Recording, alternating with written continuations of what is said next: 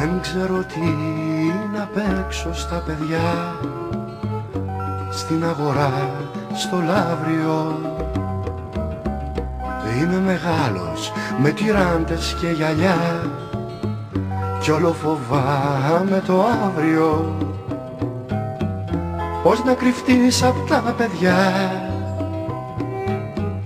έτσι κι αλλιώς τα ξέρουν όλα και μας κοιτάζουν με μάτια σαν κι αυτά όταν ξυπνούν στις 2 η ώρα. Ζούμε μέσα σ' ένα όνειρο που τρίζει σαν το ξύλινο ποδάρι της γιαγιάς μας.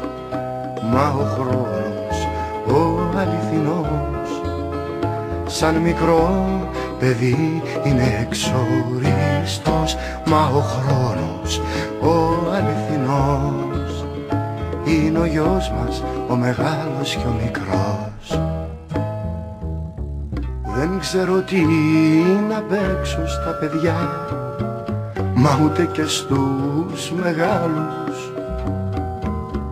Πάει καιρός που έχω μάθει ξαφνικά πως είμαι άσχημο παπαγάλος. Πώς θα τα κρύψεις όλα αυτά,